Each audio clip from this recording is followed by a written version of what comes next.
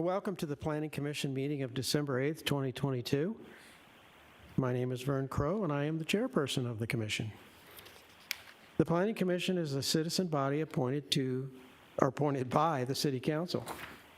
The commission is empowered to make final decisions on certain matters, with those being appealable to the City Council. On other matters, the commission acts in an advisory role to the council, with the council making the final decision. You will have an opportunity to address the commission during the public hearing portion of the meeting. Your testimony is appreciated and encouraged. The commission acts from a written agenda.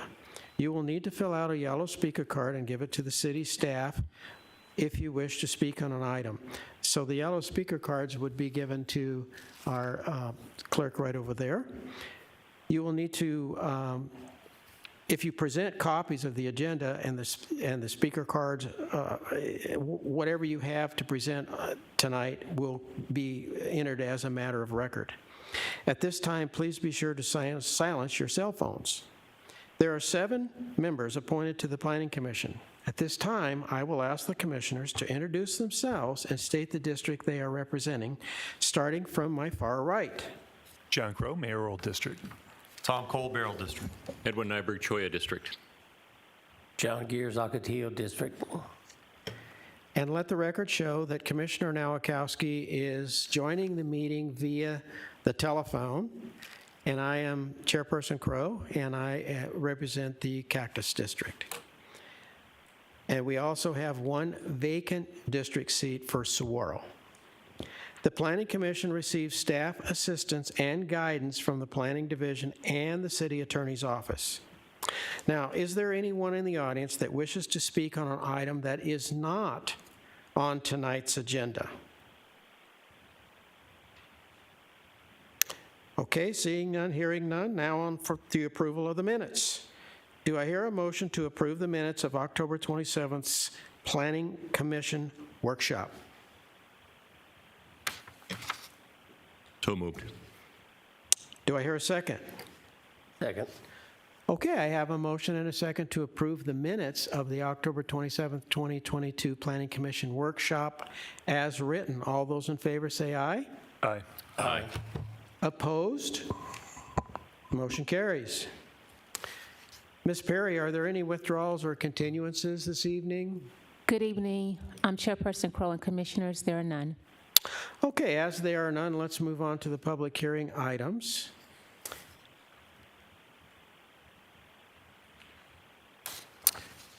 The purpose of the public hearing is to provide interested parties an opportunity to present testimony for the Commission's consideration. We will follow the same procedures for each item, and those procedures will be, I will call the application number and the name of the applicant. Staff will present their report and answer questions from the commission. The applicant will be given the opportunity to make a presentation and answer questions for the commission. Other persons who wish to testify will be asked to do so and answer questions from the commission. The applicant will have an opportunity for closing comments. Staff will be asked for any final comments on the application and procedural guidance if needed. I will then close the public hearing and ask for a motion prior to any further discussion within the commission. If you wish to speak on an item, you will need to state your name and address for the record when you come up to the podium. Please be brief and to the point and avoid repetition. I reserve the right to limit the length of your testimony, and normally what we do here at the commission is we limit it to 5 minutes. All exhibits shown to the commission become part of the permanent record, as I mentioned. Large groups should designate a spokesperson. Applause and other disruptions which delay the hearing will not be tolerated. We have 5 public hearing items this evening. For tonight's public hearing, we are modifying the agenda items order. We will begin with item A, or item 1, followed by agenda item E, which is the 5th case. Then we will resume in the order as shown on the agenda. Our first agenda item is case number CUP 22-01. Ms. Castaneda will present the case.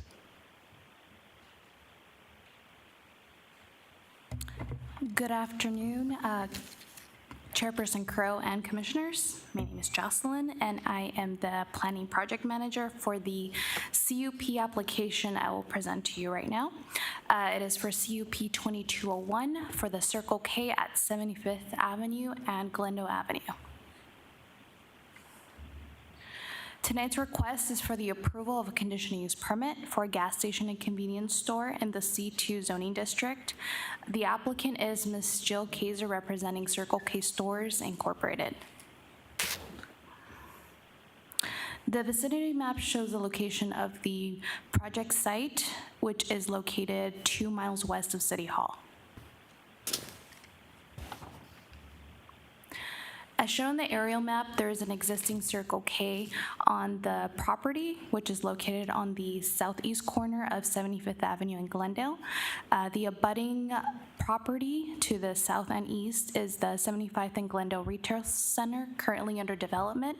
To the north is an existing Burger King, and to the west is a multifamily development, Ascend on Glendale, also currently under development.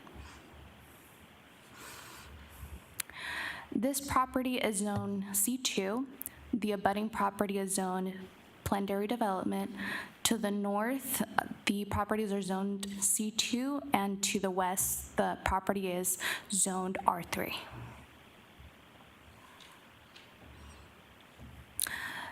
The street view shows the existing Circle K development from Glendale Avenue facing south. This is the site plan for this application, but I'll go ahead and go to the landscaping plan just for more clarity and how the development would look like with the applied landscaping.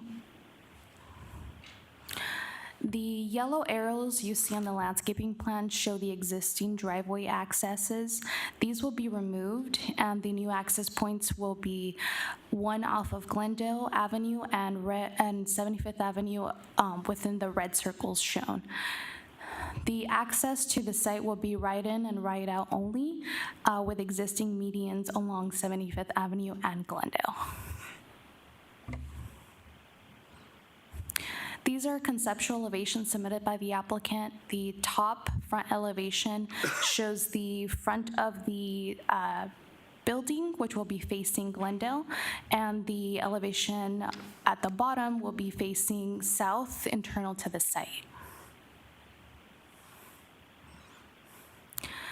The applicant has met all of the public involvement requirements. At this time, staff or the applicant have not received any comments.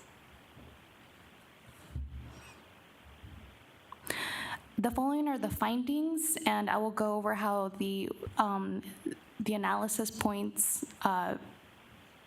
address each of the findings.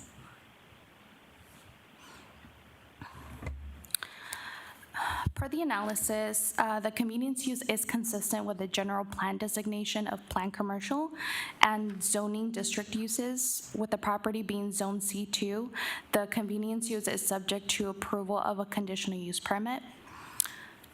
The non-conforming site will be brought into conformance with the development of the site. At the time that the existing Circle K, existing gas station and convenience store was first brought into the city, a conditional use permit wasn't required, but with the expansion of the Circle K, it is now required to come into conformance with the approval of a conditional use permit. And with the redevelopment of the site, it is now required to come into compliance with the C2 development standards and requirements.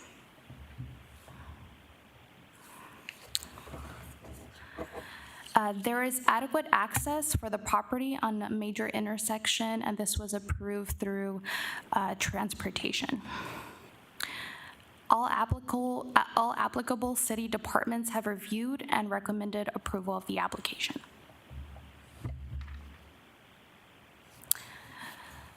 Planning staff recommends the following for CUP 2201 which is subject to the following stipulations. The first is that development shall be in substantial conformance with the site plan dated October 18, 2022, and the project narrative dated December 28, 2021, subject to design review approval by the Planning Division.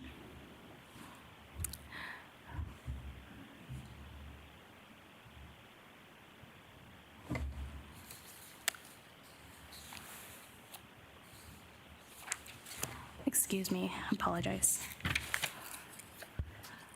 It should be, apologize, but this should be numbered as number 2 to be consistent with the staff report. The second stipulation is that dedication of additional right-of-way on 75th Avenue and Glendale Avenue to provide a total half-width of 65 feet for both shall be made prior to issuing any building permits. This should be numbered 3, and I apologize again. This third stipulation is that all half-street improvements on 75th Avenue and Glendale Avenue adjacent to the site shall be completed before a certificate of occupancy is issued. There's required improvement standards are determined by the City of Glendale Engineering Design and Construction Standards. And the fourth and final stipulation, again, I apologize, is that a minor land division is required to be approved and recorded prior to construction plan approval, or the conditional use permit approval will be null and void. This concludes my presentation. I'll be more than happy to answer any questions. Commissioners, anything for Ms. Castaneda? Thank you very much. Okay, thank you. Would the applicant or applicant's representative please come forward, state your name for the record, and make your presentation?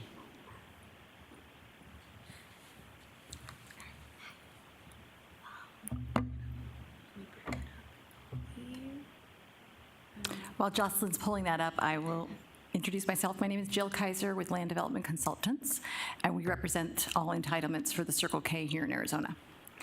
And Jocelyn did a great job presenting everything I would, so I have a few more things I wanted to share with you, and then if you have any questions, I'll be happy to answer. And then the arrows are here. Okay, so that's the end. Okay, so we're going to go backwards a little, but this is a finished project. Some of you, I'm sure, are aware of our other project in construction right now at 107th Avenue Northern that she approved about a year and a half ago. So this is pretty much what it's going to look like. This is a project out in Florence, on Hunt Highway near the Anthem, if you're familiar with that area. That's what this project is, which was completed about April this year. So this is very close to what you'll see at both projects, actually. I wanted to show you, here's a colored landscape plan. Jocelyn showed you the black and white earlier, but here's just a better depiction showing it in color. And you'll see, I don't know where the cursor is. Is this a cursor, Jocelyn? Well, we'll see. Yes, perfect. So you'll see, as far as the off-site improvements, currently now there is a dedicated right decel lane coming into the project here, and that will continue, which we'll build out all the way to the intersection, and it'll continue here into the bus bay, and then, oh, my cursor's moving, and then into the project here. So both ingrесses will have dedicated right turn lanes to help alleviate traffic, and that was as explained and approved through the traffic study that was done. The two drives are shared, as Jocelyn mentioned, with the adjacent developments, and will be facing Glendale Avenue here. This is what we look like now out on the property. We have the existing Circle K, and then we have acquired the property in yellow. And then the finished product will be here, outlined in red. And that concludes our presentation for the most part. Like I said, Jocelyn covered all points fabulously, so I'm happy to answer any questions, should you have any. Commissioners, anything for Ms. Kaiser? Chairman? Commissioner Gears. Just a few questions. How many more pumps will be at this place? This one will have 6 or 7 fueling stations, so 14 pumps. 14 pumps. And new tanks, you replacing the old ones? Correct. Everything will be new technology and new tanks as well underground. Thank you. Commissioners? Thank you very much. Thank you so much.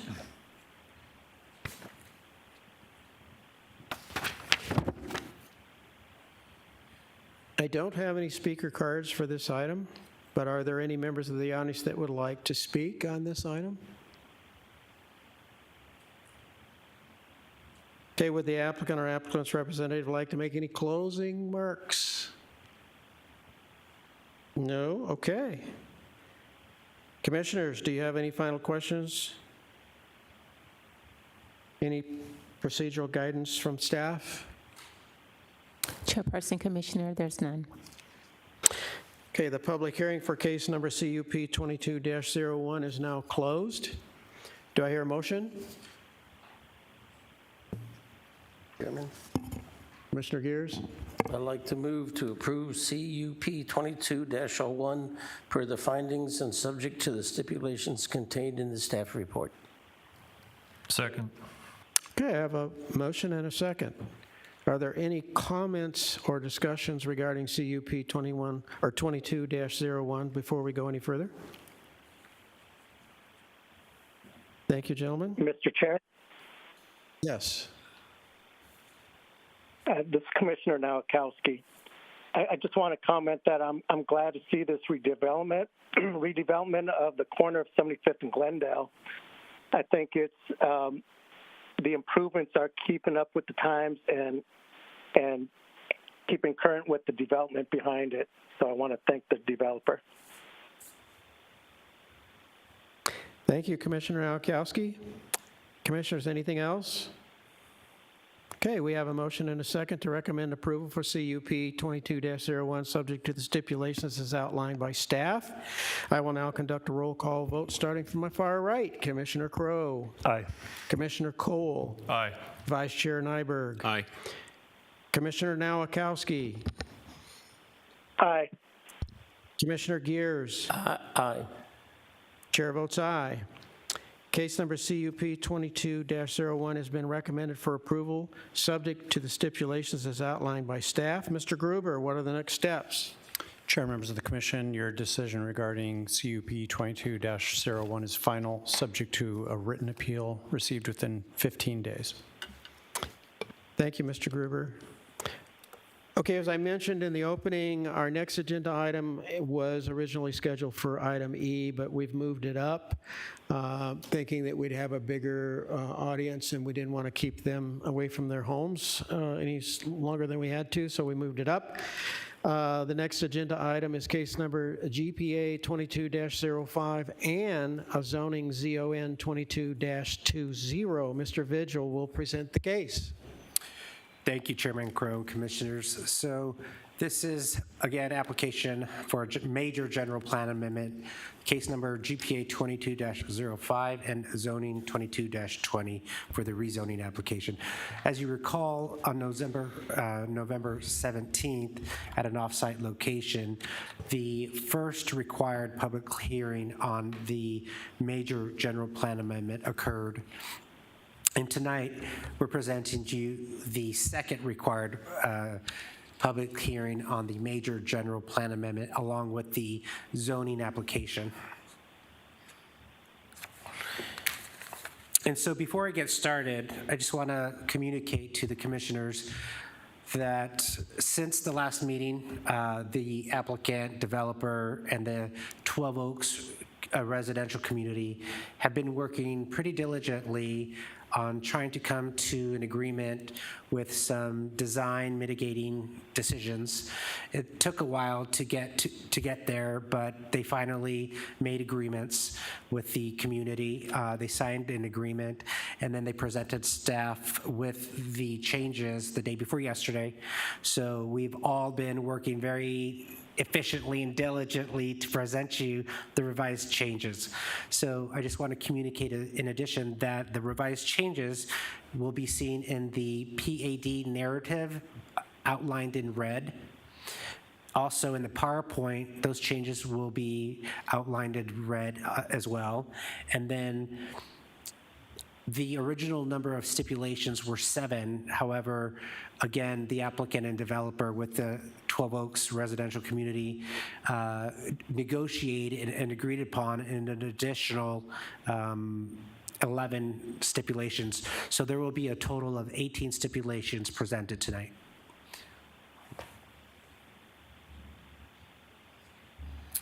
So with that, I'll get started on the request and in my presentation. So the first request is for a major general plan amendment from the RMU, which is the regional mixed use designation, the MDR 3.5, which is a medium density residential designation, and the MDR 5, also a medium density residential designation, to the designation of light industrial. The second request is to rezone the site from rural residential 45 to PAD, which is a planned area development.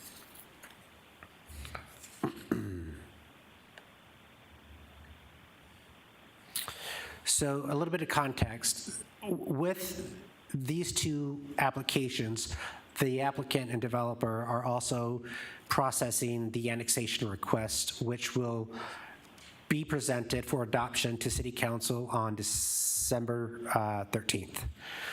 So originally, the rezoning is coming in through the annexation process from Maricopa County as RU 43, which is a single-family residential zoning district, and it'll be brought in through the annexation process as RR 45, the City of Glendale residential zoning district that closely resembles the counties. And then tonight, they're presenting you their rezoning application to change that zoning designation to PAD, planned area development. So this project size is approximately 276 acres. And before you is a vicinity map showing the location of the site in relation to City Hall. The site is approximately 15 miles west and north of City Hall. Before you is the general plan map showing the site. Currently, the zoning designations are, again, regional mixed use, medium density, and medium density residential. The general plan designations adjacent to the site are also regional mixed use. To the north is Maricopa County, that is zoned R135. The general plan designation for there is low density residential. And then to the south also is regional mixed use. And to the east is Maricopa County low density residential. Before you is the zoning map. To the north, to the west, and to the south are all City of Glendale PADs. To the north, those mostly include commercial and retail uses. To the west, those mostly and are being developed as industrial projects, and also to the south, industrial projects as well. So this is the Luke noise density contour map, just showing that the property is outside the 65 LDN. This is an aerial showing the existing development surrounding the site. Again, as you can see to the north, you have the 12 Oaks residential community. So at the November 17th, there was a request to provide the Luke's Air Force Base general density map.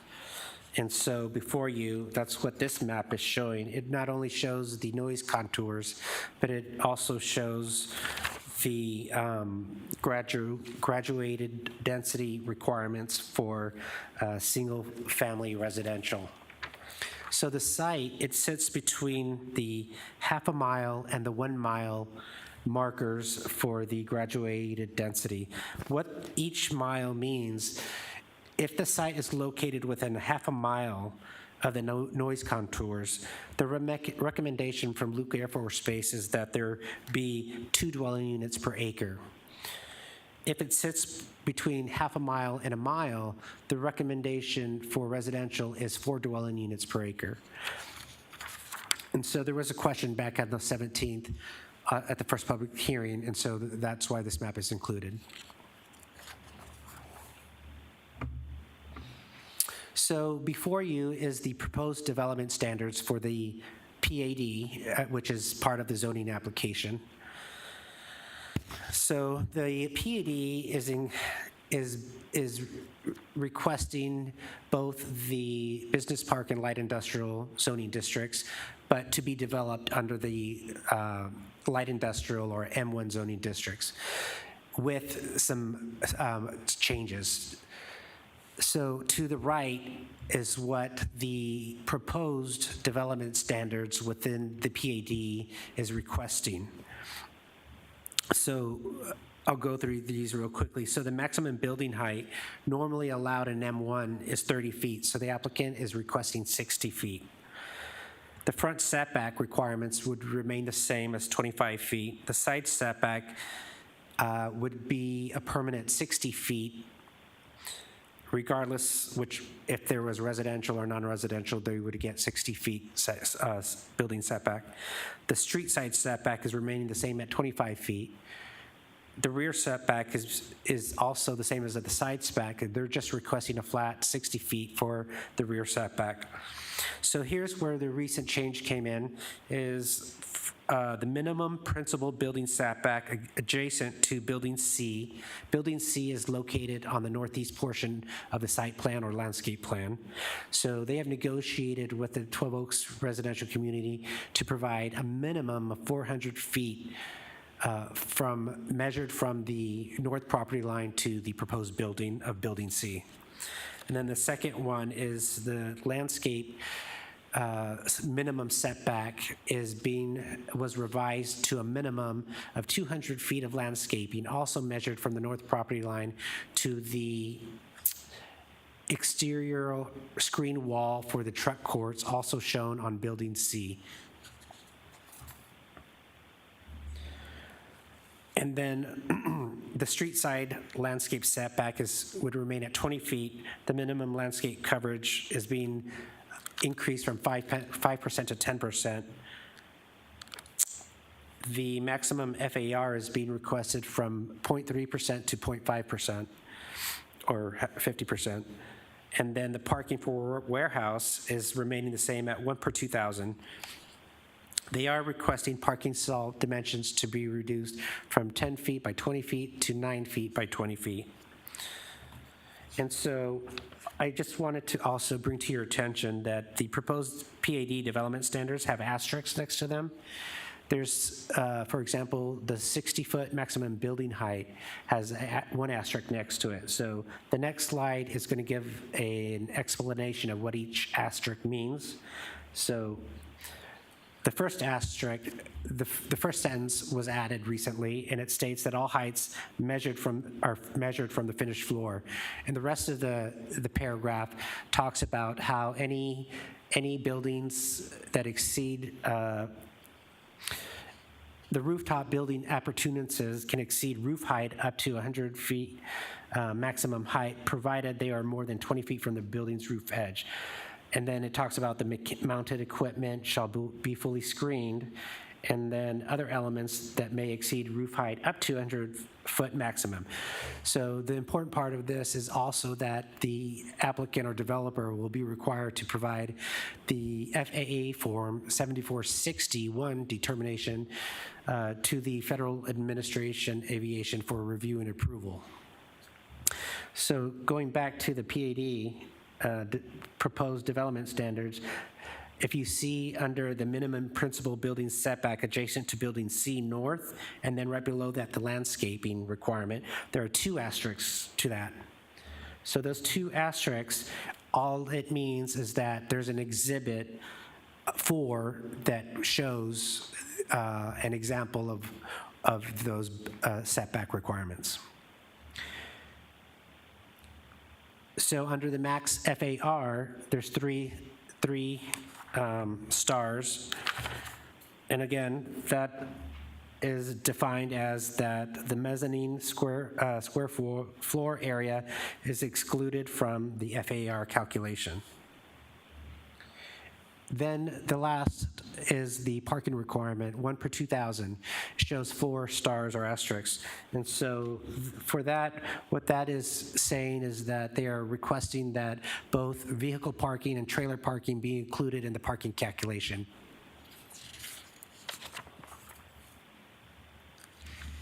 And so my next slide to present to you is a conceptual site plan showing the entire site of how it could be built out. In addition, with Building C to the far northeast of the site with those increased setbacks. So the applicant is requesting a minimum of a 400-foot building setback, but they're actually providing over 400 and close to 600, I believe.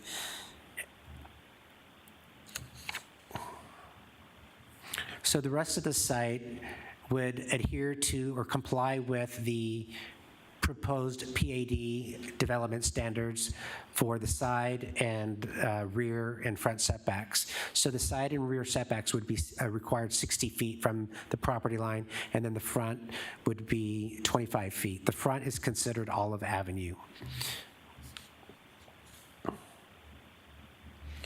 So the next slide is a conceptual landscape plan, also showing significant landscaping that has been added to the north property line adjacent to Building C. This abundant landscaping on this section of the site plan is the only location that would be providing 200 feet of landscaping. It's to create an additional increased buffer to the residential community to the north. And this is one of the stipulations that they worked so hard to come to an agreement to.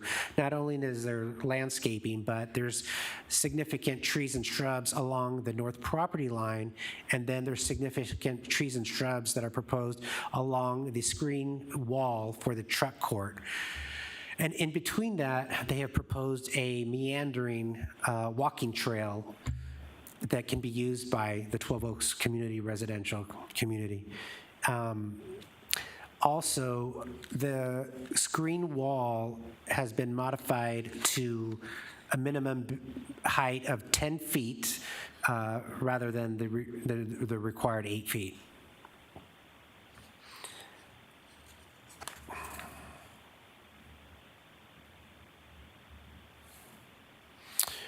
And so both the applicant and the city have met all of the public notice requirements for both applications. And there are 3 findings for the major general plan amendment before you.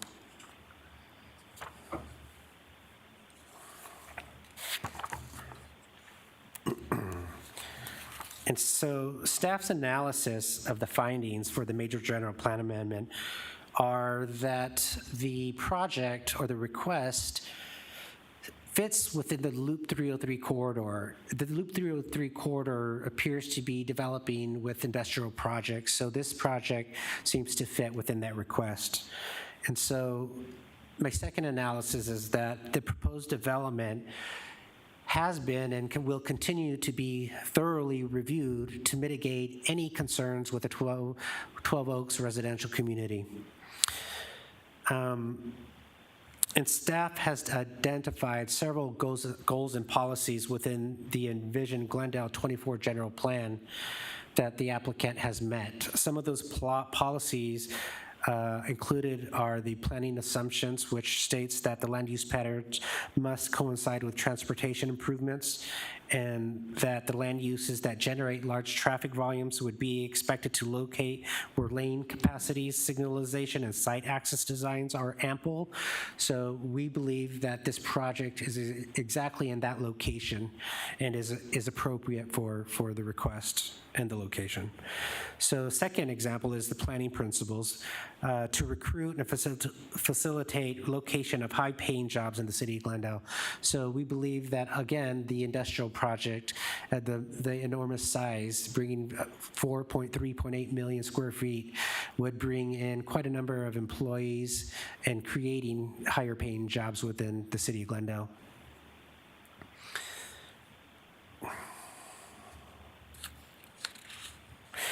And so one other goal of the general plan is that there are transition and buffer areas between unrelated land uses.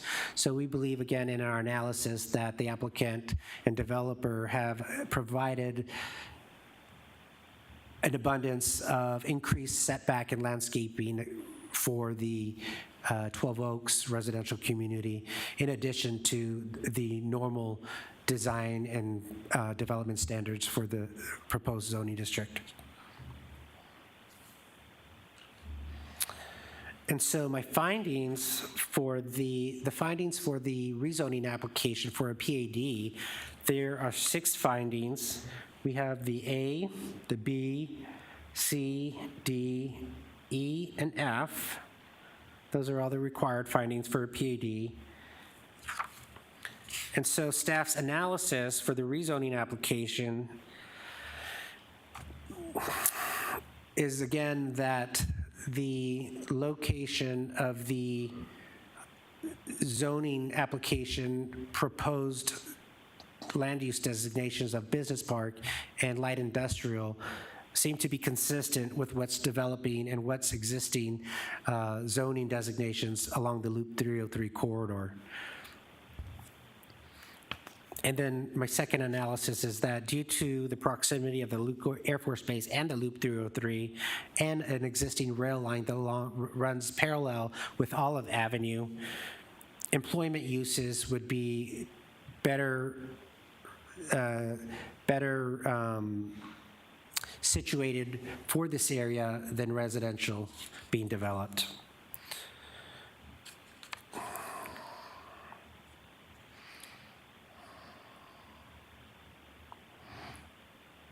And so staff's analysis is that this site and the proposal will help to support both the commercial and employment core developing along the Loop 303 and nearby railroad lines. And so primary access to the site is confined only to Saraville Avenue because of the existing rail line that runs parallel with Olive Avenue. So that severely restricts access into the site other than having it through Saraville Avenue. And so with that rail line existing, it makes it more sense for the project to develop as industrial than a commercial type business. And so staff's recommendation is number 1, that all development. So staff's recommendation, should the Planning Commission motion to recommend approval of GPA 22-05, it should be as written. And second is that if the Planning Commission wishes to recommend approval for the zoning application 22-20, it should be subject to the following 18 stipulations. So the first stipulation is that all development shall be in conformance with the project narrative dated June 3rd, 2022, and the planned area development dated December 8th, 2022. The second is that all lighting for this development shall be dark sky compliant, fully shielded, directed downward, and shall not exceed 0-foot candles at the property line in any direction. The third stipulation, any building, structures, or mechanical equipment with a height greater than 55 feet shall be required to submit FAA Form 7460 for review and approval from the Federal Aviation Administration. The next stipulation is the property owner and/or developer shall comply with the right-of-way dedications and/or street improvements required by Maricopa County Department of Transportation for Olive Avenue. The fifth stipulation is the property owner and/or developer shall improve Saraville Avenue with a minimum of 110 feet of right-of-way and shall be constructed using Glendale Standard Detail G302302 and G322. A minimum of 130 feet of right-of-way will be required within 250 feet of the intersection of Saraville Avenue and Olive Avenue. Additional right-of-way may be required at deceleration lanes to encompass the roadway in appurtenances such as sidewalks, streetlights, fire hydrants, etc. Number 6, the property owner and/or developer shall provide right-turn deceleration lanes at all access points that serve heavy vehicles on Saraville Avenue in the north and southbound directions. Number 7, the property owner and/or developer shall enter into a development agreement with the City of Glendale, the City of Surprise, and Maricopa County to construct a signal at the intersections of Saraville Avenue and Olive Avenue, and also Saraville Avenue and Peoria Avenue, before receiving a certificate of occupancy for any building. And so number 8, and these are where the additional stipulations come in that were negotiated with the developer applicant and the 12 Oaks residential community. Number 8 is the light poles within the employee and guest parking areas shall be limited to 15 feet in height. Number 9, wall-mounted lighting for Building C shall be no more frequent than every other bay. Number 10, lighting in the truck well area for Building C shall be on the south side of the screen wall, shall include house shields, and shall be no taller than 20 feet. And number 11, a photometric plan shall be submitted with a design review application demonstrating lighting shall not exceed 0-foot candles at the property line. Number 12, landscaping along the north side of Building C shall be in conformance with a conceptual landscape plan dated December 8th, 2022, and shall include a staggered row of trees planted along the north perimeter property line of Building C. Also, a staggered row of trees planted along the truck well wall of Building C. And a meandering loop pedestrian trail with accompanying trees and shrubs. Stipulation number 13, there shall be no windows on any internal second-story occupiable space on the north side of Building C. Stipulation 14, the truck well for Building C shall have a minimum 10-foot wall measured from the finished grade of the internal truck well. Stipulation 15 is the truck well shall be a setback a minimum of 100 feet measured from the north property line. 16, the Building C shall be a setback a minimum of 400 feet measured from the north property line. Stipulation 17, there shall be no off-site parking for trucks or delivery vehicles. And number 18, the traffic impact study shall be reviewed and approved by the City of Glendale Transportation Department prior to the design review approval.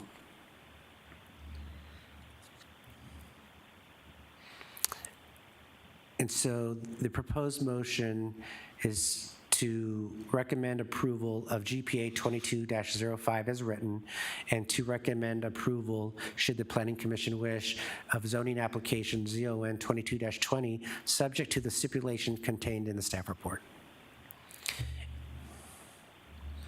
And that concludes my presentation. If you have any questions, I will do my best to answer. Wow. You're finally done. Thank you very much. Are there any questions for Mr. Vigil, Commissioners? Commissioner Crowe? Mr. Vigil, thank you for your time on this. We've got a considerable amount of stipulations here, and I think it's admirable that the developer worked with the citizens of the neighborhood to come up with those and that they negotiated that. I think that's great. Just my concern is that these stipulations are not just for the project, but they're for the property, that they survive the property, because that's the intent of the neighbors' negotiation, was that this would happen. So if the developer decides somehow that he's not going to move forward with his development and it sits, how do we know that the next group that comes in doesn't have to apply the same stipulations? So What I'm specifically concerned about are the setbacks, the FAR, the height restrictions, right, the vegetation, all of that stuff that. Okay, so the stipulations contained in the staff report, all 18, is with the zoning application. So once the zoning is approved, those stipulations will apply for the property regardless of what develops there, unless someone comes in later and rezones the property again to change those stipulations. If that happens, the Planning Commission and City Council would also be present new applications. I understand, but the height restrictions, the setbacks, the FAR, all of that All that applies will to the apply. property, not the project. All of that applies to the property through the zoning application. Thank you. Yes. Commissioners, anything else? Thank you, Mr. Vigil. Appreciate that. Thank you. You're welcome. Would the applicant or applicant's representative please come forward, state your name for the record, and make any additional information presentation?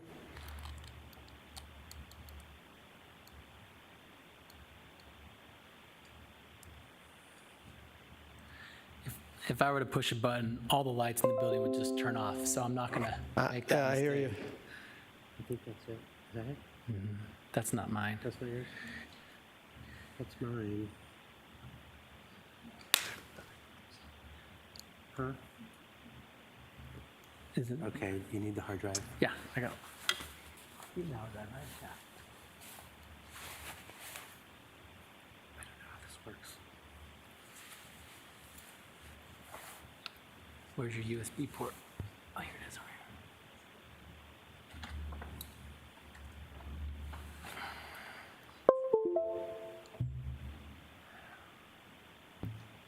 Your desktop?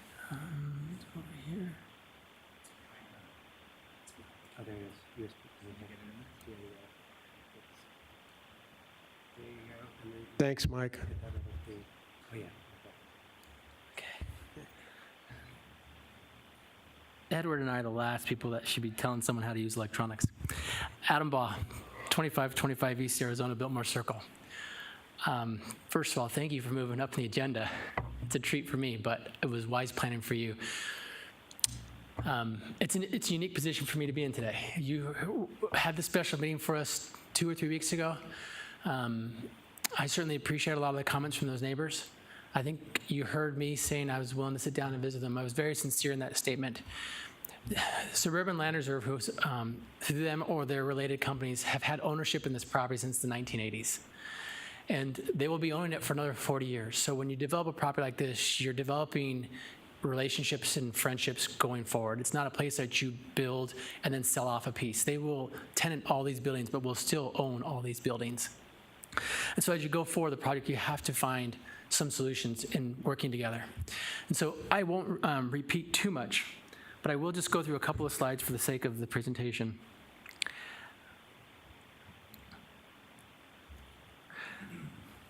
You saw this before, but this was instructive to me. This indicates what is the prevailing development pattern in this area. Everything in blue is an industrial land category or built. And while for many of those county residents it was maybe hard to see this happen, it's been the natural progression of this area. I think a lot of that is because you have an Air Force on one side, a rail line on the south side, and a freeway on the other side. You're sort of boxed in. This is different than the other industrials that you may have voted on recently on the west side of the 303. This is really reflective of an industrial area, and we're in the center of it. The neighbors are in the center of an industrial area, and I'm sensitive to that, and I think our client has been too.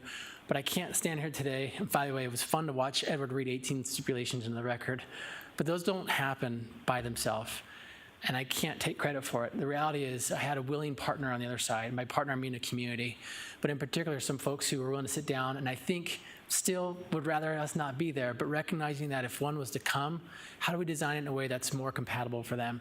And so while this is an industrial area, and I think this makes good sense, and why the city has consistently approved these things in the area, it still means that we have work to do.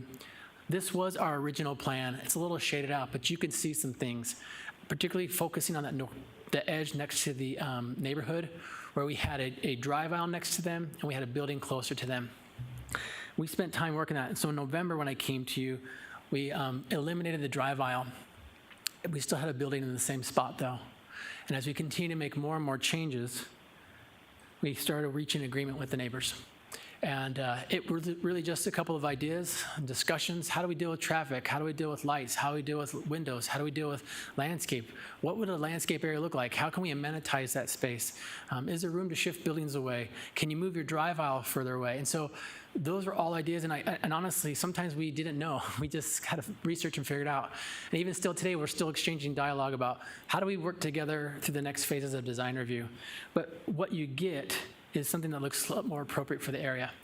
What you get now is an understanding that no one should worry about people in the second story of an internal building looking out into the neighborhood, because we've added rules that don't let windows be there if they're occupied with space. No one should be worried about the way lighting works here.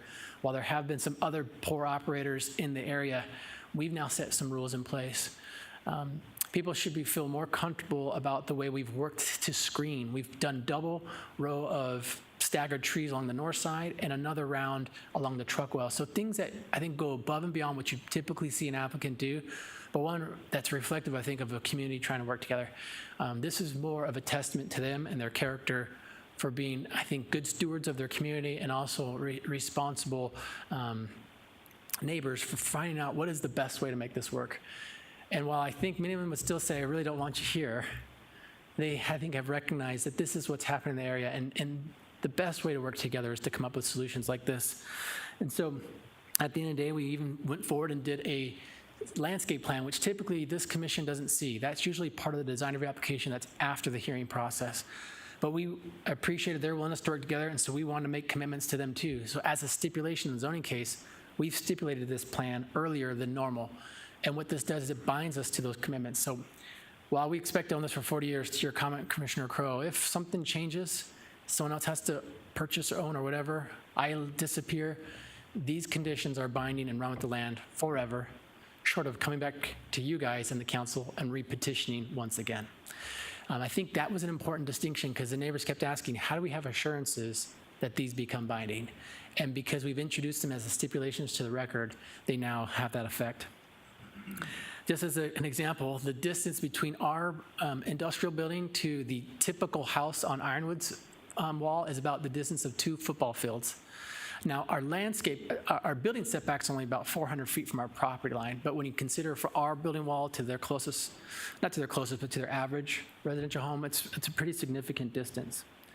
I've already covered these last time, and I think Edward did a good job, so I'll just speed through those real quick, but we helped you understand and share why we believe it is consistent with general plans and goals and policies, so I won't repeat myself for the sake of your time. And I think Edward's already done a good job, but I will just kind of wrap it up with some of these things. We think it is consistent with the general plan because they encourage the utilization of the Loop 303 corridor for manufacturing these types of uses. We do believe it's in the best interest of the public health, safety, and welfare. That's been proven time and time again, and being that it's next to Luke Air Force Base, it is compatible in many ways. In short, this application, I think, not only reflects what is the general plan goals and policies or whatever, what is the current zoning pattern for the area, or what is Glendale's key goals. Those things are evident. But what this really reflects is how do you work together? And what we've known is that as a long-term owner who will own this for decades more, having a good relationship with the neighbors will likely procure better results, better cooperation, better communication for the length of our ownership history here. I don't know what the future will hold for the rest of Saraville Road, but I know at least in our case, we've set a bar and a standard. And as the other pieces come on down the line, hopefully they'll follow our effort to try to work together, find community compromise, and include stipulations that reflect a long-term view of a property instead of a short-term gain. So with that being said, that's probably why you see 18 stipulations instead of 6, but it's one that we're, I think, committed to follow through with. And so thank you for your time. I'll answer any questions that you may have. Commissioners? Thanks, Adam. Thank you.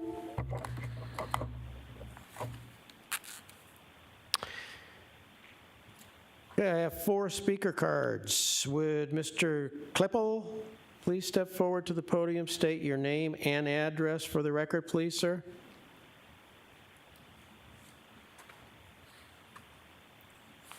Brandon Klippel, 16108 West Cinnabar Court, Waddell. So thank you very much for meeting early with us or moving us up in the agenda. I have a son who will be performing in a concert at 7, so I'm going to leave right after my remarks. I wanted to just briefly go through the process that we went through with the developer and the representatives so that you can understand that better, and also so that the members of our community who haven't been engaged in the process can understand a little bit more what that process looked like. And I think it will be beneficial for both sides to understand that. We did not want this built in our community. I think when I first was on the Zoom call with Mr. Tate, I said to him, we will fight this to the bitter end. And we were pretty clear on that. As the process unfolded, though, and we started to look around and understand what the City of Glendale's objectives were and how they'd voted on other things nearby, we realized very quickly that it was probably going to be an impossible task to get this overturned. In fact, my business partner lives in the community over off of Olive Avenue next to Fertizona, and you are probably pretty familiar with that process, including their attorney. And his attorney did reach out to us. Mr. Tim Lasota reached out, and we started to follow a similar path that they did. As we understood their path and the process that they went through to fight against it, and forgive me if some of my information is not factual, it's secondhand, so if it is incorrect, I ask your forgiveness. But I do understand that this council did recommend that they not move forward in that, and perhaps they did, and that was just a community folklore spread around, but that was what they said.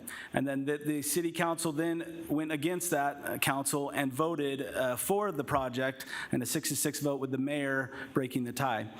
And so after finding that out, and also while following the process and working through that, we realized that this was probably inevitable for a fight to try to get it to stop. And we decided we were going to eat a little bit of humble pie and work with the developer and talk to them about how we might make this a little bit more suitable for our community. In fact, our words were, help us to make this a win for our community in some way. And I said, give us some parks, dog parks, fountains. We want pickleball courts, whatever we can get. We want it to be better and more appropriate. Give us something that will be a positive. And to my surprise, they said, okay, let's talk. And I try to live by the quote by Abraham Lincoln, who said, I don't like that man. I must go get to know him. And that's the premise, that if you get to know anybody that you don't like, you will end up liking them.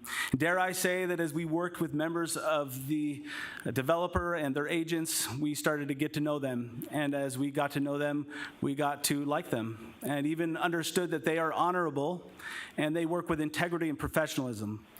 That being said, we don't know what we don't know. We don't understand the laws. We don't know what your job is exactly, and we don't know how to protect the rights of our community and get more than what we would otherwise get if we would just ask.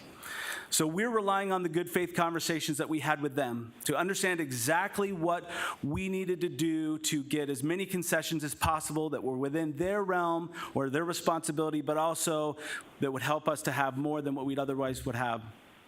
We believe we've done that to some degree. We know there's still things that we don't understand or know. There could be things that we should have or would have asked for had we had that information. So we do have to rely on their good faith conversations and efforts to continue in the process to work through things that we may find unacceptable in the future. We don't like the building height. We want it to be shorter. We don't want there to be any lights. We understand there's code requirements and requirements for their future clients. We don't want there to be noise from trucks during those times where we're trying to rest or sleep or have a peaceful neighborhood.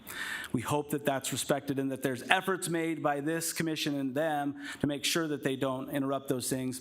I think the most important things that we would like to focus on are safety issues. I don't know what a traffic study entails, but I imagine that if it was found that traffic would interrupt our community or the flow of traffic that would impede the schools and the traffic for communities and families, that you would do something or somebody would do something to mitigate those traffic concerns and help save lives, and at the very least, keep us safe from what those trucks might do to an individual or family. With those things said, I think we've been able to come to some agreement and understanding, and I trust the good faith conversations of our partners. We haven't been able to get everybody in the community involved in this. A handful of the leaders and those who've come to meetings and been involved are aware of what's going on. They would prefer it not to be there, but they understand having a good, responsible, honorable partner in this group is what we found. So my comments really today are to explain exactly what we've come to an agreement on, with very much still on the table that we don't understand or know we should have asked for or should have fought for. And we are relying on those here and the members of our community to continue that fight, but also the respect that this group deserves in coming to us and working with us and helping us to do as much as we have. And the considerations, maybe they're not as generous as I think they are, but they feel that way, going from a bitter fight to a real compromise, working together with partners who seem to care about our community. So again, I thank you for your time and for these efforts. It's been a lot of work. I'm looking forward to the Christmas season, hoping don't have to see you ever again. And appreciate your time and have a wonderful evening. Thank you. Thank you, Mr. Klippel. Okay, I'd like to read into the record the other three cards.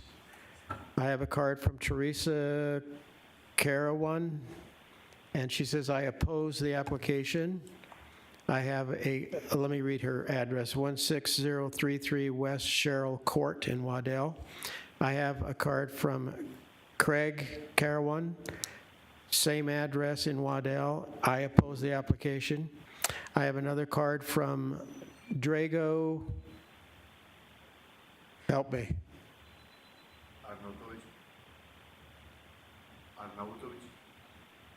Exactly, let me spell it. I think it's Arnautovic.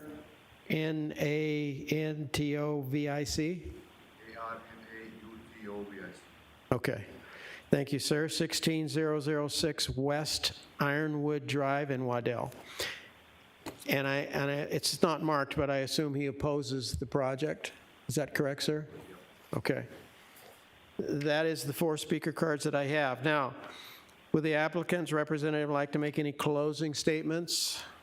No, but I think one thing worth clarifying, we committed to the neighbors of a 200-foot landscape setback, and I noticed a typo in the stipulation. So stipulation 15, I think, says 100 feet. And so if it would be your pleasure for the record, if there's a recommendation to approve it, I'd ask you to kindly change it to a 200-foot landscape setback instead of 100-foot landscape setback on stipulation 15. Thank you.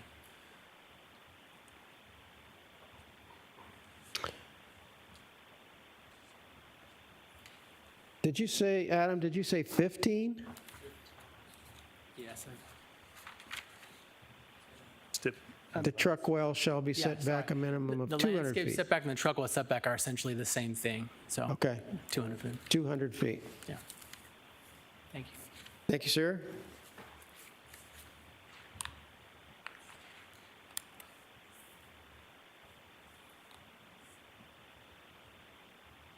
Commissioners, anything further? Do we have any final questions or procedural guidance from staff? Chairperson, Commissioners, there's none. Any final comments from Mr. Vigil? No, Chairman Crow or Commissioners. Thank you. Thank you, sir. The public hearing for case number GPA 22-05 and ZON 22-20 is now closed. We will now vote on each application separately.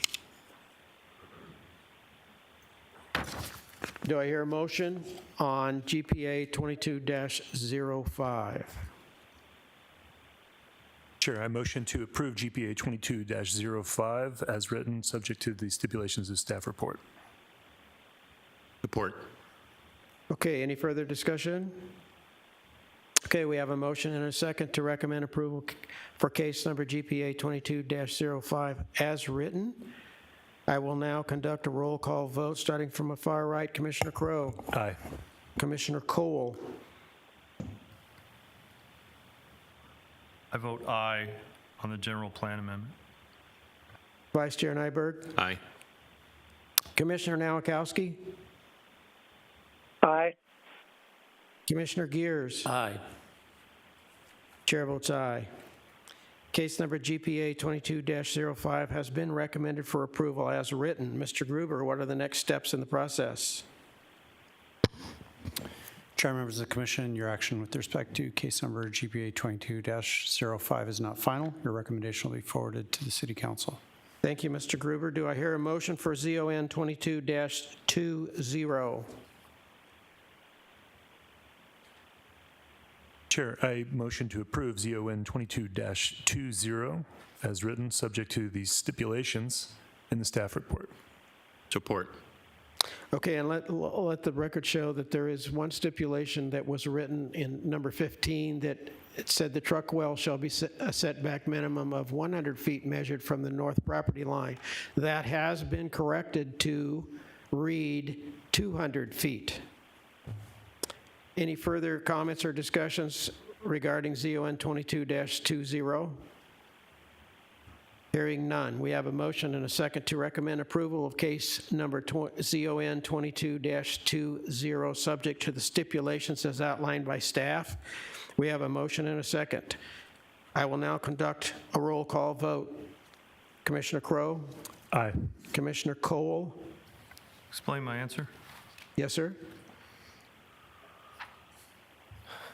So, again, I think we've run into this culture clash between, the existing county residents in the area and the development that the city of Glendale is encouraging and highly interested in. I do appreciate, as Commissioner John Crow mentioned earlier, the efforts between some of the residents in 12 Oaks and the developer's representative to come to terms in a situation that they're obviously not happy about or supportive of. I think this piece of property is somewhat problematic compared to others we voted on because of the rail line along Olive Avenue. And I'm just not convinced that there's another good use for this property. I have further concerns about Sarville Avenue and the fact that based on the current status of the properties between Olive and Peoria, that there's gonna be a big scallop in that road to the north, and trucks are gonna travel to the north. So this isn't a finished deal, and if Sarville belongs to the city of is under the authority of the city of Glendale, I would hope that somebody would consider doing the Half Street improvements along the entire roadway on the taxpayers of Glendale in order to eliminate that scallop because of the fact that truck traffic is going to have to go to the north. That's my opinion. With that, I vote aye. Vice Chair Nyberg, Aye. Commissioner Nowakowski. Explain my vote. Yes, sir? Along with Commissioner Cole, I had many concerns with this vote coming into tonight. And I expected a lot more people to come and speak in opposition. And I'm really glad to hear that the development team went out and during the holiday season to engage with the neighborhood. And, I'm trying to recall when, if ever I voted on a building setback at 400 feet, I remember 60 feet being the norm, and landscape setback at 200 feet, when it's usually 20 to 30 feet. So I'm really glad they worked out in such a short time. And as a neighborhood first kind of commissioner, I really can't stress my appreciation to the developer and to the neighborhood to recognizing what this vote means tonight. With that, I vote aye. Commissioner Gears? Aye. Chair votes aye, and I will echo the comments from Commissioner Nowakowski. I'm thrilled to death that the developer and the neighborhood were willing to get together and move forward in a positive way. And I realize that the neighbors would rather not have them there, but if it's going to be there, let's do the best we can, as Mr. Klippel said. So I really admire that. Thank you, Adam. Take that back to your partners, please, sir. Mr. Gruber, what are the next steps in the process? Chair, members of the commission, your action on the zoning matter, similar to the general plan amendment, is not final. It is a recommendation that we forwarded to City Council. And that recommendation is approval for both ZON 22-20 and let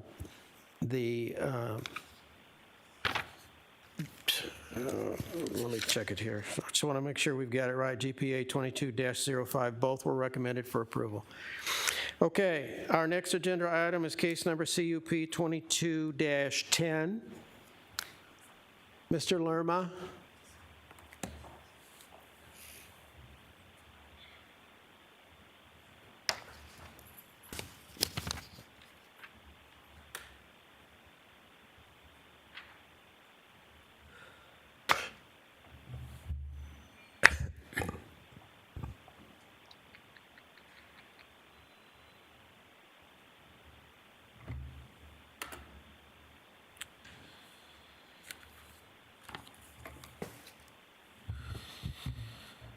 Good evening, Chair, members of the Commission. Before you, you have a request by Maria Grishina on behalf of Simon CRE. They are requesting a conditional use permit in order to allow a thrift store within the existing planned area development PAD zoning classification. The property is located approximately 2 miles west of City Hall, depicted with a star. The property is located on the southeast corner of Glendale Avenue and 75th Avenue. The first item, as you can see, is a Circle K that's right there in the corner. So the area that you see as undeveloped land is an item that came before the Planning Commission earlier this year in August in order to get entitlements for a planned area development. The area that's highlighted in the red is 3.2 acres of the site that is specific to the request today or tonight. The property is located within the Yucca District. As you can see, the property to the north is a shopping center known as Shops at Glendale. Property to the east and to the south is going to be Shadow Run subdivision. And the property to the west is Ascendant Glendale, which is a multifamily project. Again, property classification is going to be planned area development. This is an item that went before City Council on September 14th and got approval for such entitlements. The subdivision, again, Shadow Run, wraps around the subject property to the east and to the south. It is owned with a zoning classification of single-family residential, planned residential development. Across the street, 75th Avenue, property is zoned R3, and to the north, properties are zoned general commercial. Here you see the master development plan that was approved with planned area development. As you can see, there's 5 lots on site. Historically, the property was a vacant lot with the exception of 2 billboards, and improvements started, construction on site started earlier this year for the pads that are abutting Glendale Avenue and 75th Avenue, and the applicant is now coming for entitlements, for additional entitlements for the pad that's on the southeast corner, the bigger building to the south. Again, as you can see here, the subject site is identified as lot number 3. The PAD is dedicated to providing retail services and restaurant services. There's access points are going to be, and there's 1 access point on Glendale Avenue and 2 access points on 75th Avenue.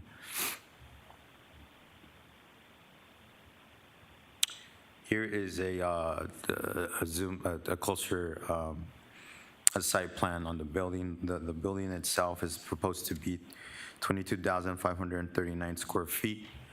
Access to the building for the customers will be on the north side of the building. There is a drop-off area that's indicated there. Will be accessed only by vehicle through this driving lane that's to the east. The loading area will be located on the south of the building. Per their narrative, they indicated that the site will be operating from 9 a.m. to 9 p.m. from Monday to Saturday, and from 10 a.m. to 6 p.m. on Sundays. Donations will only be accepted during operation hours, and no storage or processing of donations will be allowed outside of the building. Here's just a conceptual rendering of what the building is going to look like. The applicant, there is a current application for a design review for this building, and we're currently in the process of reviewing it. And just keep in mind that this is conceptual in nature. Here's a landscaping plan just indicating where the green areas will be located and distributed throughout the master development site. As you can see, along the east property line and the south property line, you'll see a substantial area for landscaping with a row of trees.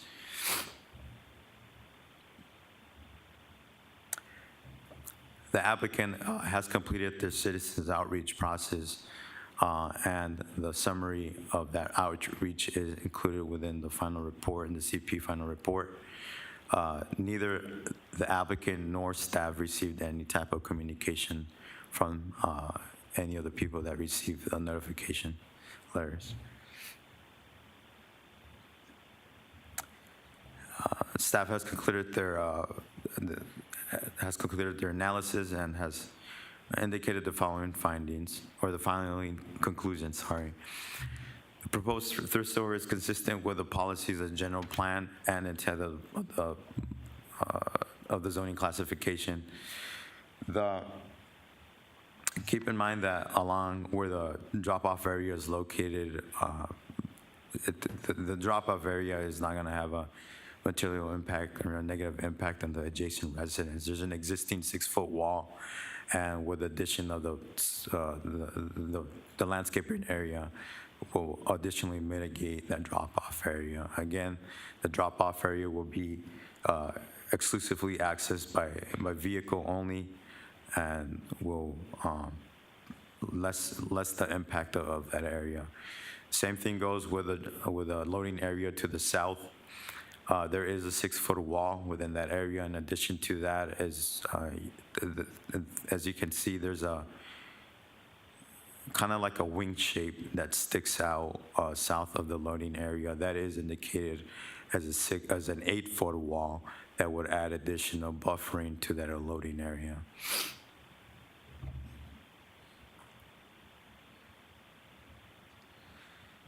There's adequate parking for the use, and there is adequate access to the site from public roadways.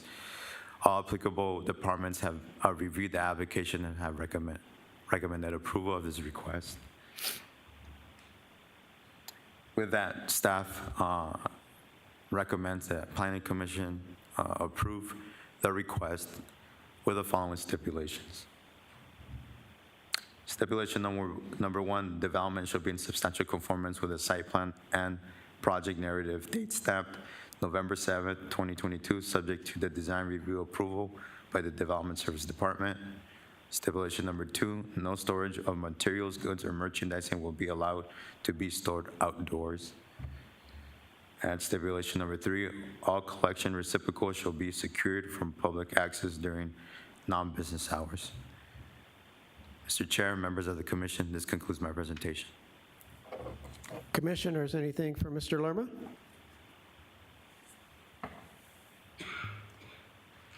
Thank you, Alex. Will the applicant or applicant's representative please come forward, state your name for the record, and make your presentation?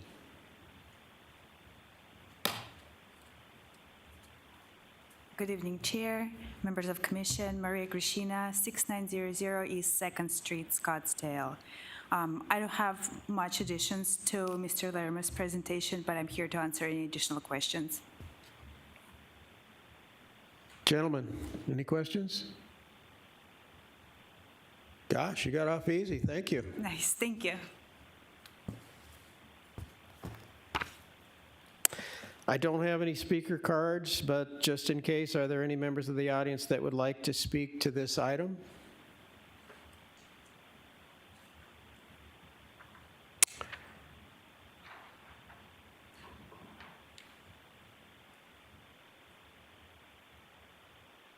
Okay, do we have any final questions or need of procedural guidance from staff?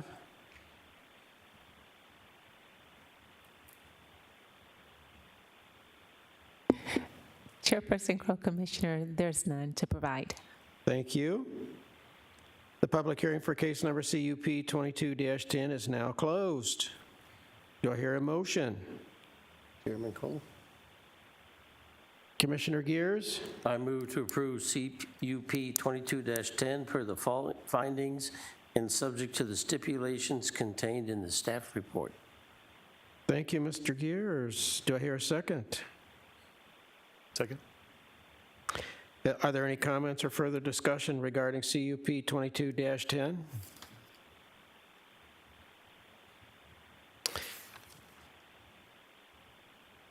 Okay, we have a motion and a second, excuse me, to recommend approval for case CUP 22-10, subject to the stipulations as outlined by the staff. I will now conduct a roll call vote. Commissioner Crowe? Aye. Commissioner Cole? Aye. Vice Chair Nyberg? Aye. Commissioner Nowakowski? Aye. Commissioner Gears? Aye. Okay, case number CUP 22-10 has been recommended for approval, subject to the stipulations as outlined by staff. Mr. Gruber, what are the next steps? Chair, members of the commission, your action with respect to case number CUP 22-10 is final, subject to a written appeal received within 15 days. Thank you, Mr. Gruber. Our next agenda item is case number PP 21-01. Mr. Lerma will present the case.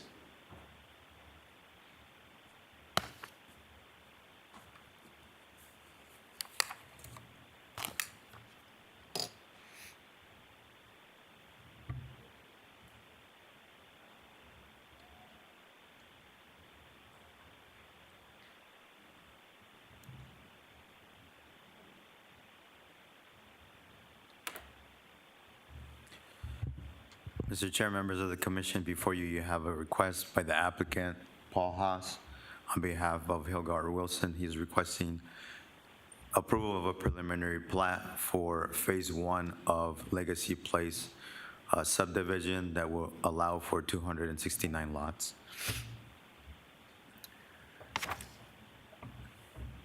The subject site is located approximately 2.2 miles northwest of City Hall. The subject site is located on the southwest corner of Northern Avenue and 75th Avenue. The subject site is approximately 93 acres, and it is located within the Yucca District. Properties to the north are going to be a combination of unincorporated area and property within City of Peoria. Those uses include single-family residence, agriculture use, and industrial uses. Property to the west is a high-density single-family residential subdivision known as Ambra. Property to the south is unincorporated area, single-family residence within Maricopa County. And the property to the east is Phase 2 of Legacy Place subdivision. Here's a zoning map just indicating zoning classification of the property. The property is zoned as R16, planned residential development. The same with a site to the east, which is Phase 2 of the subdivision. Zoning to the west is going to be R14, planned residential development, and properties to the south are going to be within Maricopa County with a rural residential zoning classification. Here's just a table comparing the typical R16 development standards with those that the Legacy Place subdivision is incorporating within the development. Just a few things to keep in mind. The Legacy Place development standards will allow for smaller lot sizes, narrow lots, but deeper lots as well, with modifications to the building setbacks as well.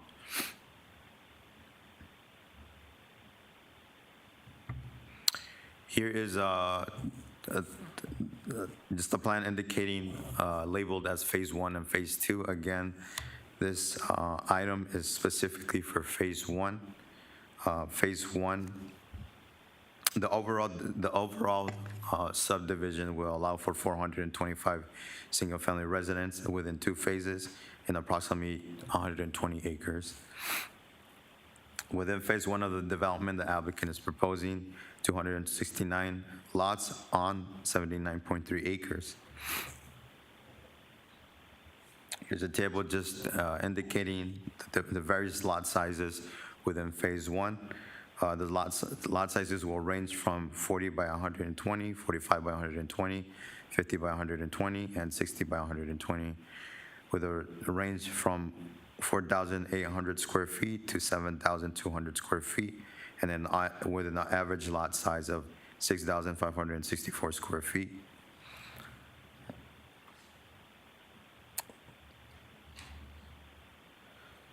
Within Phase 1 of the development, the applicant will be distributing 221.8 acres of open space area.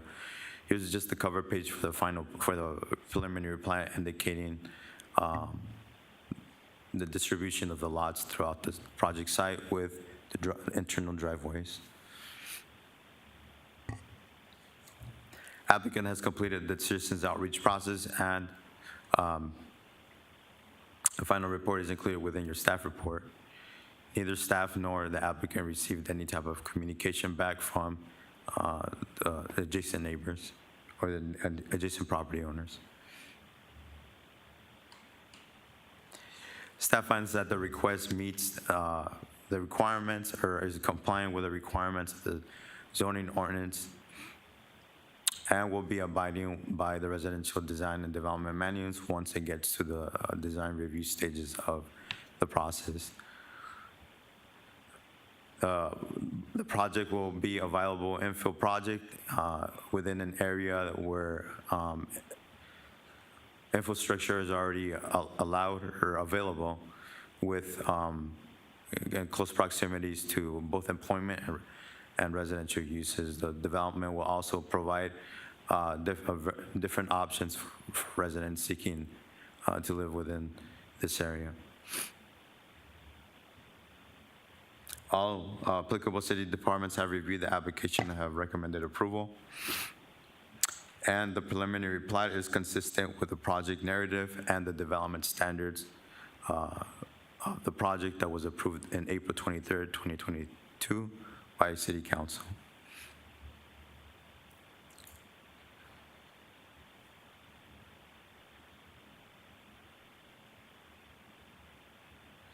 And the preliminary plat has provided all the information that's required by Section 31-24 of the City Code, which has to do with all the information and all the features that need to be included within the preliminary plat.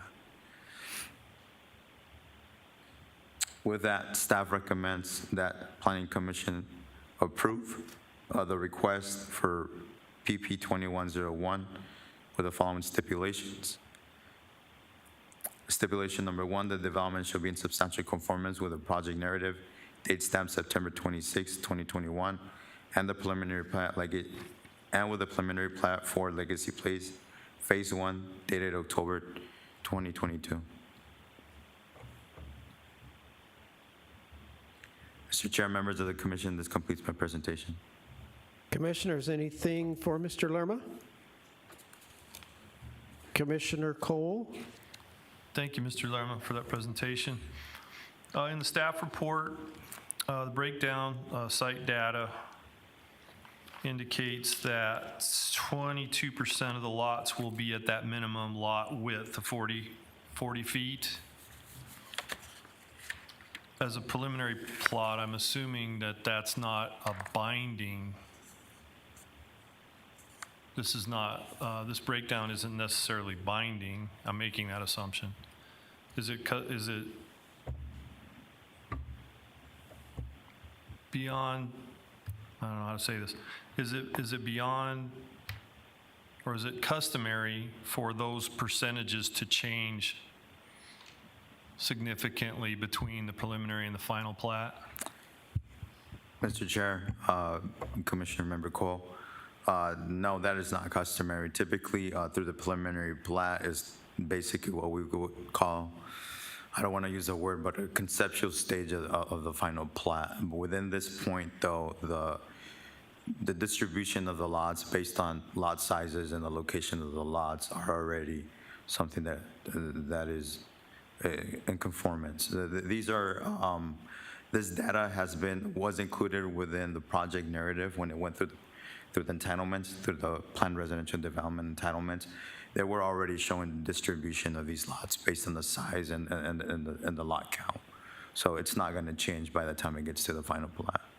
Thank you. Commissioners, anything additional? Thank you, Mr. Lerma. Will the applicant or applicant's representative like to come forward, state your name for the record, and make any additional presentation?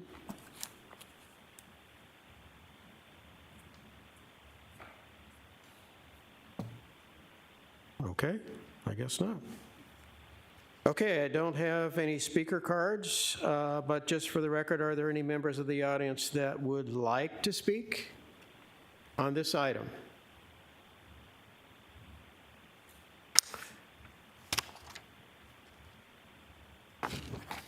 Commissioners, do you have anything further?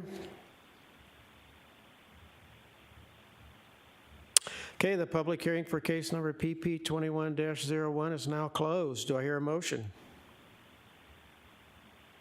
Mr. Chairman, Vice Chair Nyberg?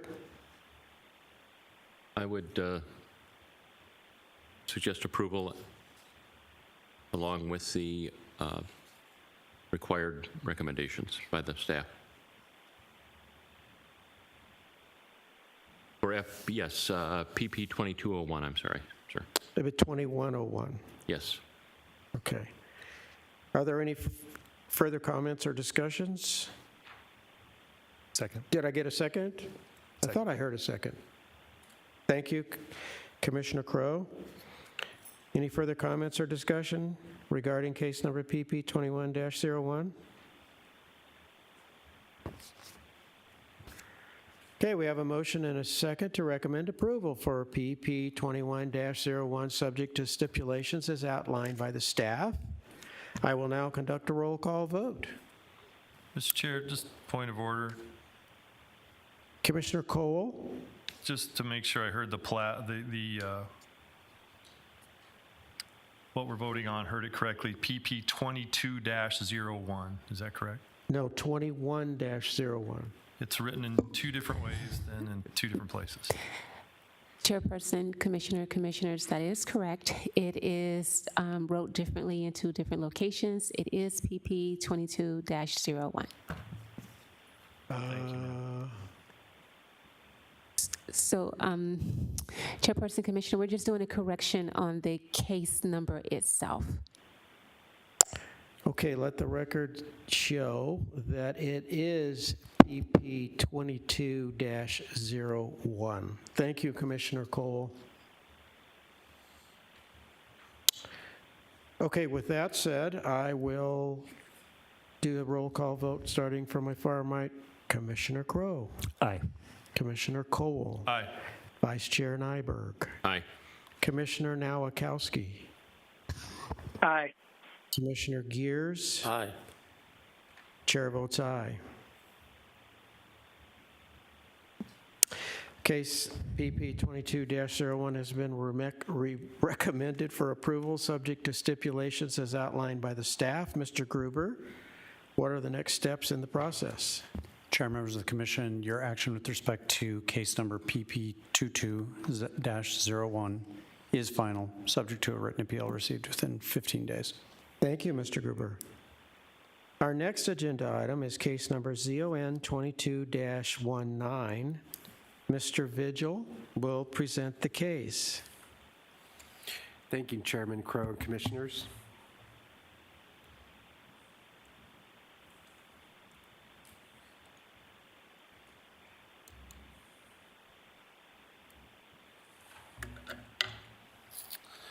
Thank you. My second presentation tonight is for zoning application 22-19 for the Tricolor Auto Sales.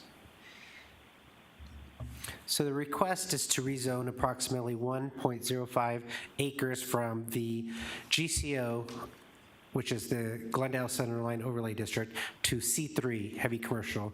And the applicant is Jason Sanks with iPlan Consulting on behalf of High Chaparral Estates, LLC.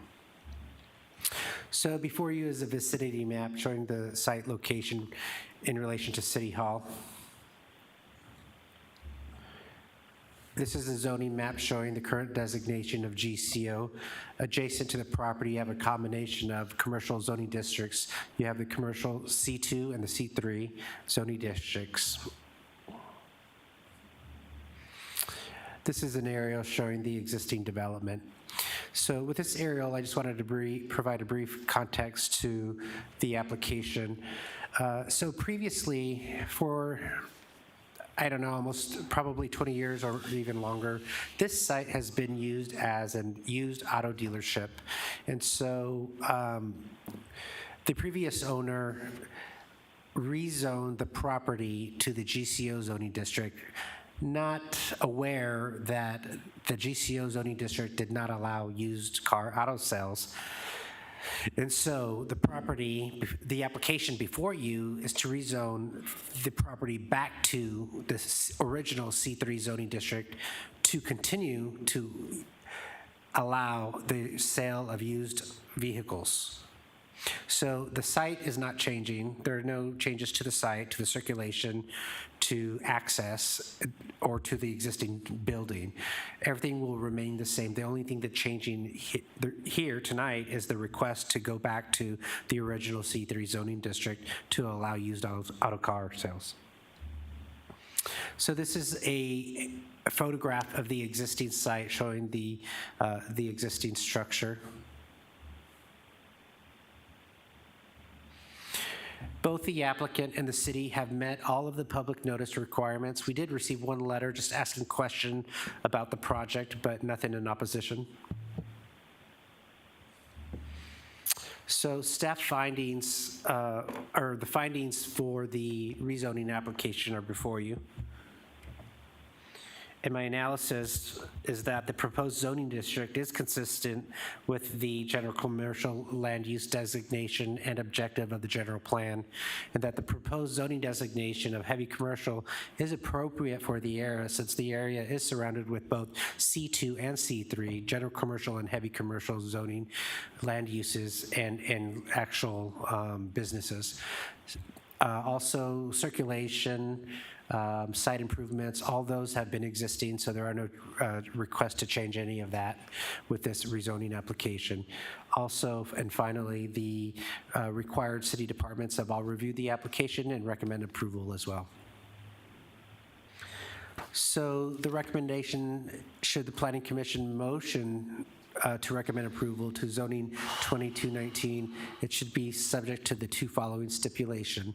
The first one, that the development should be in conformance with the project narrative dated November 15th, 2022, and that the second stipulation would be for any proposed development to existing structures and or the site shall require a design review application to be submitted to the Planning Division. That concludes my presentation, and I can answer any questions if you should have any. Commissioners, anything for Mr. Vigil? Thank you, sir. Thank you.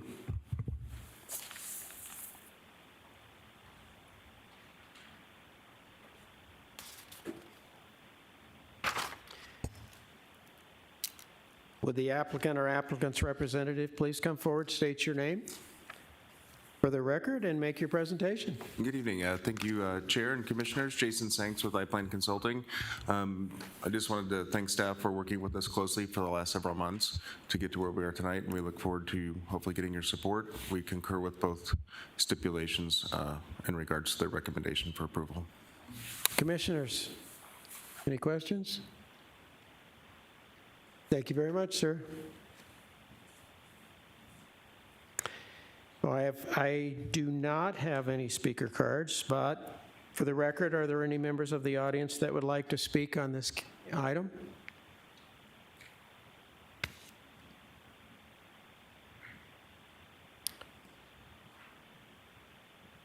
Okay, in that case, the public hearing for case number ZON 22-19 is now closed. Do I hear a motion? Chairman, Commissioner Gears. I move to recommend approval of ZON 22-19, subject to the stipulation contained in the staff report. Second. Are there any further comments or discussions from the commissioners regarding case number ZON 22-19? Hearing none, we have a motion and a second to recommend approval for case number ZON 22-19, subject to the stipulations as outlined by the staff. I will now conduct a roll call vote. Starting from my far right, Commissioner Crow. Aye. Commissioner Cole. Aye. Vice Chair Nyberg. Aye. Commissioner Nowakowski. Aye. Commissioner Gears. Aye. Chair votes aye. Case number ZON 22-19 has been recommended for approval, subject to the stipulations as outlined by staff. Mr. Gruber, what are the next steps in the process? Chair, members of the commission, your action with respect to case number ZON 22-19 is not final. Your recommendation will be forwarded to the City Council. Thank you, Mr. Gruber. Ms. Perry, is there any other business this evening? Chairperson Crow, Commissioners, actually, we have 2 items to cover under other business. The first item pertains to the Planning Commission needing to make a motion and a vote on the next term for the chair and the vice chair. As the commission may recall, that during the discussions, the recommendation was to retain the existing chairperson, which is Chairperson Crow, as well as the vice chair being Nyber as the extending seated chair and vice chair. So what we're asking of the commission this evening is to make a motion and a vote to finalize these 2 positions. Commissioners, do I have a motion? Mr. Chairman, I would nominate Vern Crow as chairman. Second. I have a motion and a second to maintain Vern Crow as the chair. All those in favor? Aye. Aye. Aye. Opposed? Motion's carried. Mr. Chair, Commissioner Cole, I move to retain Ed Nyberg as vice chair of the Planning Commission for the upcoming term. Second. I have a motion and a second to retain Vice Chair Nyberg. Do I have, I've already got a motion, okay. All those in favor? Aye. Opposed? Motion carried. Are there any planning staff report? Oh, excuse me, how about the public hearing calendar? Yes, Chairperson Crow and Commissioner, the next item under other business is that in your packet, you received the draft schedule for 2023 for the scheduled public hearings as well as the workshops. Staff took it upon ourselves this time to note that November the 23rd will be vacated in honor of the Thanksgiving holiday. So we're looking for the motion and a vote on the scheduling for 2023. Mr. Chairman, Vice Chair Nyberg. I would be happy to offer a motion, but I would like to modify the plan a little bit because I think July should be vacated, and so should December 28. We've had discussions about the meeting scheduling in the past, so I would like to continue to include those as being set aside or vacated. Okay, so we have a suggestion to vacate July 27th and December 28th, along with the November 23rd. So that would be three dates to vacate. Is that the recommendation, July 27th, November 23rd, and December 28th? Mr. Chairman, it's both suggestions in July 13 and 27. Gotcha. In fact, if appropriate, I would be happy to make a motion. Let's do that, because we've got November 9th, and now November 9th is the public hearing. The 23rd was scheduled as a workshop, is that correct? Chairperson Crow and Commissioner, the way it's written is for November 23rd, we're vacating for a workshop as well as the public hearing. However, if there's items that are scheduled, we may utilize the November the 9th Planning Commission date. So you're saying we're going to leave November 9th in? That is correct, Chair. So now we have the 13th, the 27th of July. We have November 23rd. And we have, are you suggesting December 14th or just the 28th? I would also include December 28 in that list of vacated So we've got July 13th, the 27th, November 23rd, and December 28th. Yes, sir. Okay, go ahead and make a motion then. I would move that we appropriate, or we approve the schedule based on your comment there. July 13, July 27, November 23, and December 28 be vacated. Commissioners, do I hear a second? Second. Any discussion?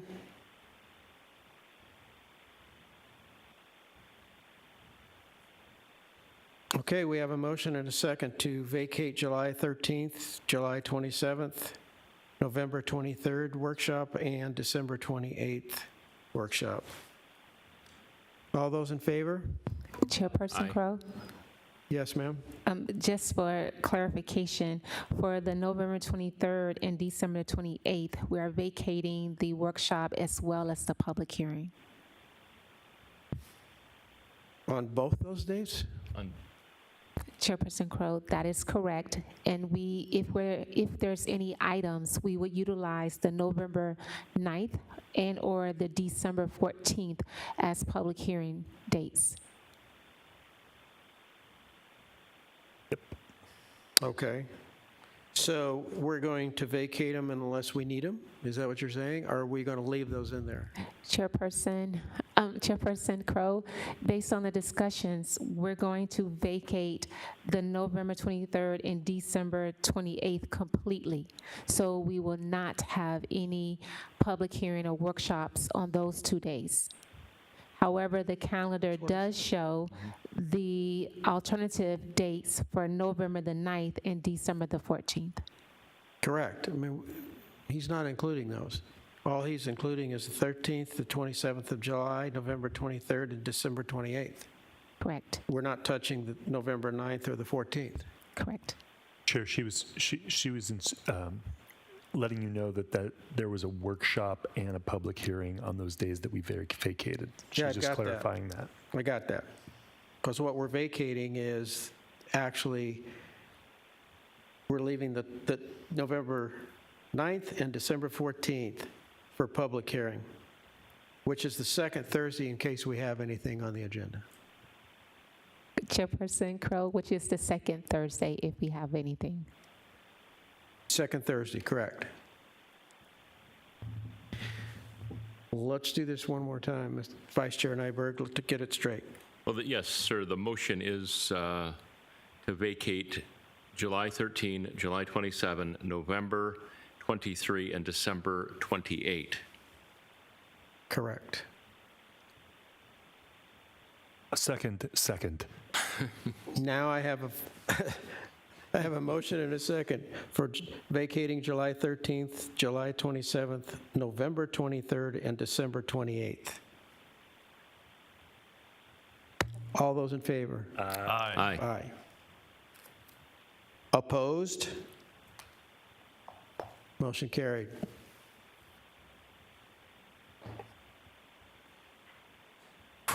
Are there any planning staff reports, Ms. Perry? Chairperson Crow and Commissioners, there are none. However, on behalf of the Development Service Planning Division, we would like to say thank you to the Commission for your dedication and your commitment to volunteering, to giving up your time to ensure that Glendale is incorporating successful, appropriate developments within the city. So thank you for your dedication to the city of Glendale and its residents. And I wish each and every last one of you happy holidays, because we will not see you again until 2023. Well, you stole my thunder. I was about to wish everybody a happy holiday, including commissioners and staff and audience, because we won't be seeing you again probably till after the holidays. But I would also like to personally thank Ms. Perry for her hard work. I've talked to her at 7, 8 o'clock at night, and she's still at the office. Thank you very much, Tabitha, for all of your work and for all of the assistance that you have been to me. Thank you very much. And again, Tawanda, thank you as well. Are there any commission comments or suggestions?